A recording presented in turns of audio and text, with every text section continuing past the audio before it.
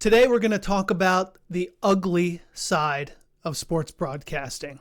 I know a lot of the things we see and a lot of the things we think sports broadcasting is as a career are glamorous. A lot of the things we see people on the radio, on the TV, talking to athletes, broadcasting games, broadcasting talk shows, and all of that is great and fun and exciting. But there's a dark side of sports broadcasting, and we're going to talk about that today. It's probably something that if you're a sports fan, you're not familiar with. If you're a sports media professional, then you probably are, because it cuts across the entire industry.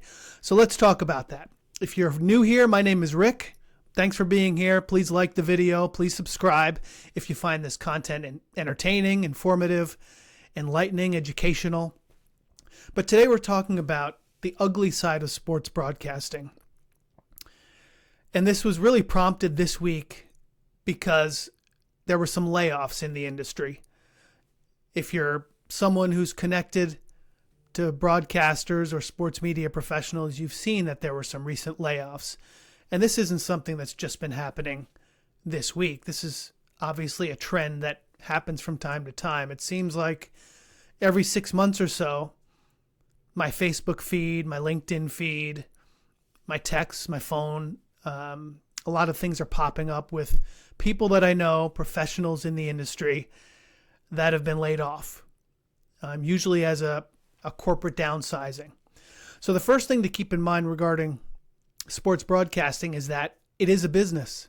And in many cases, it's a corporate business, a corporation. And as such, that can be great for a lot of reasons, in terms of stability sometimes, in terms of upward mobility sometimes, and just in terms of all those different security mechanisms that corporations bring. But you have to keep in mind that just like any other business in the corporate world, your career can be affected massively. And so certainly my thoughts, prayers, feelings go out to the people who were impacted recently, and also those who have gone through this in their career. You know, I've actually gone through this 2 or 3 times myself. At one point, I was broadcasting college basketball. A new athletic director came in, cleaned house, brought his whole crew in. And so I was no longer broadcasting for that organization anymore. And so that was disappointing. Nothing at all I could have done about it. It was just the way things worked in the corporation. There was another time where I was co-hosting an ESPN affiliate sports talk show in the afternoon. It was an ESPN affiliate. We would broadcast a 3-hour sports call-in show in the afternoon. It was great. Had so much fun doing that, and we talked to so many top athletes and professionals. It was a wonderful experience. But this radio station was owned by a corporation, and one day we came in and they said, we're switching formats. We're no longer going to be all sports. We're going to switch to country. And we were all out, and it just happened just like that. Other things, just as a side note, as working at a radio station in that regard, from time to time they would do air checks, and they used to tell us that the corporate bigwigs would come into town, sit in a hotel room, turn on our station, and listen. They told us that's one of the ways that they would critique and air check the programming to find out, is this something we want to keep or something we want to cut? So it can be a very cutthroat business in that regard. But other times they would take a snippet, they would record, and they would send it to the corporation, and they would listen. So I was on that side of it a few times, and it's not fun. Thankfully for me, I was young. I was in my younger career. I was in my 20s, and so losing a job at that point was not something I couldn't bounce back from and grow from and move on to something else. So that's something to keep in mind. And it happens whether you're young, you're old. There was another instance where I was hosting a sports talk show on the other side of the country. I had moved out there to take this position with a former colleague and a friend of mine. We were going to host this nationwide sports talk show. and I signed a lease with a new apartment. I was excited. This was great. I moved from the East Coast to the West Coast. And the day I signed my lease, my buddy came over and said, I have got some bad news. The company just folded, so we're all out of a job. And I thought he was kidding. I thought he was kidding legitimately because he's a jokester. But he wasn't kidding.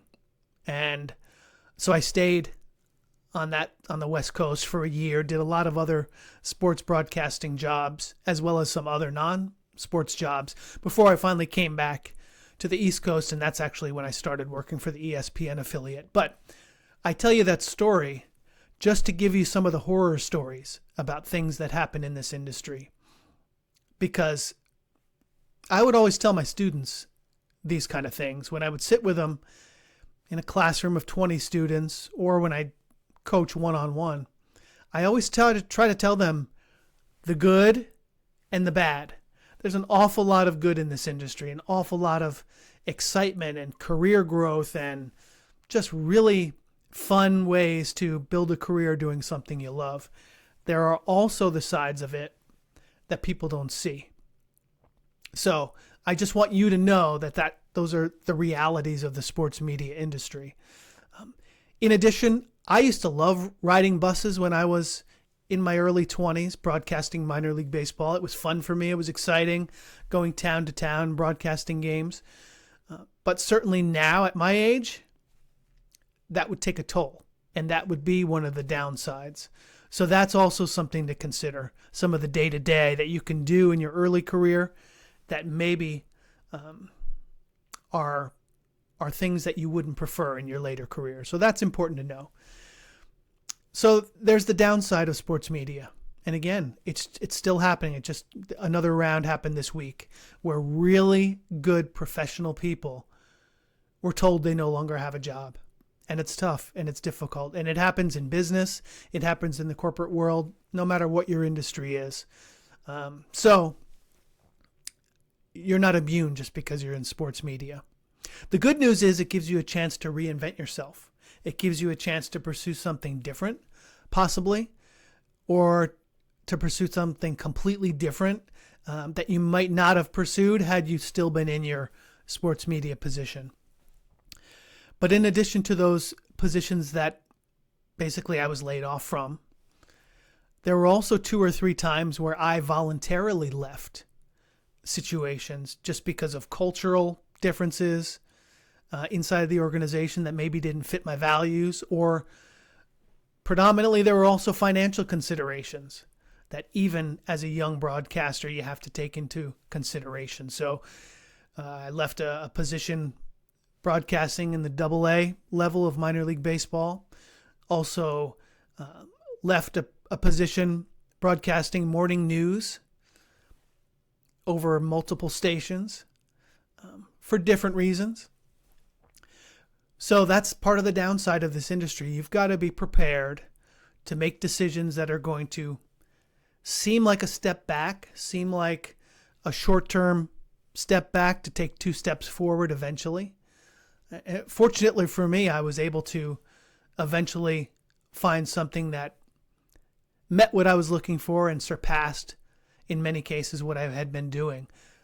But it's always difficult to walk away from something.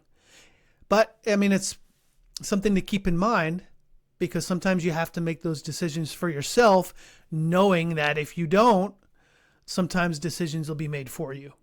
And so I know certainly a lot of people who broadcast, whether it be through professional baseball, college basketball, because that's where I was in, certainly radio stations across the country. At any minute, your career can be derailed. And so you've always got to keep your eyes one step ahead, thinking about your next step, because in many instances you're a cog in the gear. You are a piece of the puzzle. You're not the main thing, regardless of how talented you are. And you can see that even at the highest levels. There are broadcasters, whether it be on network TV, on nationwide broadcasting outfits, that sometimes things happen, cuts happen, and they're out of a job, even though you look at it and say, that person's really good. They bring a ton of value. Why'd they get fired? Why'd they get laid off? And a lot of times those are beyond your capability to control it. So a few things you need to keep in mind. I'm going to finish with this. A few things that you need to keep in mind when you enter the sports media industry, whether you're young or old, experienced or inexperienced. Here are a few things you need to keep in mind. Oftentimes you have to do multiple jobs to make it work. Maybe you're broadcasting baseball during the baseball season. Maybe you're substitute teaching in the off season or working construction in the off season. I mean, baseball players used to do all kinds of stuff in the off season. Now they don't, certainly, because their main job is keeping themselves in tip-top shape. But baseball players used to do that in the old days.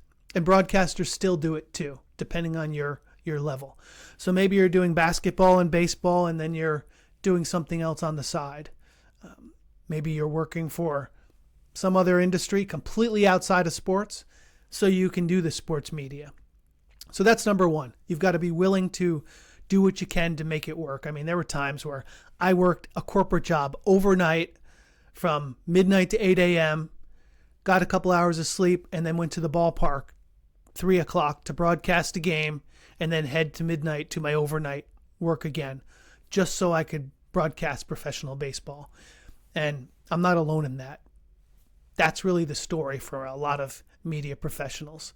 So that's one thing. There were other times where I coached baseball in the afternoon, slept a few hours, woke up and did the morning news for a few hours, slept another few hours, then coached baseball again, and rotated that way just so I could be on the air in my 20s.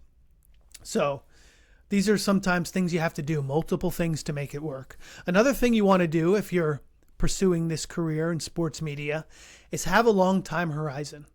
You cannot expect to come out of college, jump into something right now, and then be on ESPN, or then be on Fox, or then be at WFAN in New York, or wherever you want to end up. Usually there are multiple steps that take you throughout your career. There are people, a buddy of mine's an NFL broadcaster, and he toiled in the minor leagues for years, at least a decade, maybe more. And I mean, you heard his work and you said, oh, this guy is a premier top-notch broadcaster. He shouldn't be in the minor leagues. But yet it took that long. And so you've got to have a long time horizon, whether you're brand new or whether you're working your way up. Always keep that in mind. But I think it's important for you to know that going in so you understand this is a long-term game. And many people, somewhere along that line, decide I'm out. They decide this isn't for me because of that instability in some cases. So that's important to keep in mind. And third thing you need to do if you're getting into this industry, you've got to be willing to make sacrifices. You've got to be willing to do things you'd rather not do to eventually get you where you want to be. I'll give you Chris Carlin as an example. He worked off the air at WFAN radio for so long and then eventually got his chance. It was probably 15 years on the air at WFAN. And now he does radio and TV, and he's a Northeast superstar in sports media because he put in his dues, he worked hard, and he was good. He did the work. And so that's something that you've got to keep in mind. You've got to be willing to make sacrifices. We've all done it. I did it. I slept on the floor at the beginning when I was broadcasting minor league baseball. I would travel with the team. They didn't have an extra hotel room, so I brought a sleeping bag and slept on the floor in the room with the other broadcaster and the bus driver. So that's true. And then I worked overnights. I've told you that story as well. But some of the stories I hear from sports media professionals across the country, people that I'm in touch with, people that I've known for decades, they've also paid their dues. And so you've got to be willing to make those sacrifices. So I just wanted to give you this video to give you some of the real side of sports media, the ugly side. And I don't want you to think you're alone if you encounter one of these things, because they happen. And I always wanted my students, whether it was at Marist, the Connecticut School of Broadcasting, Fordham, or privately, I wanted my students to know the real deal. I wanted them to know it going in ahead of time so they can make the best educated decisions for themselves. So it can be an exciting industry. It can be exhilarating and fun and challenging and thrilling. All those things you think a sports media career can be. Yes, it can. But it can also have an ugly side. And I wanted you to know that today. That's the kind of thing we do here at sportscastersclub.com. If you found value in this video, subscribe, like the video, share it with your friends. And until next time, talk to you later. Bye-bye.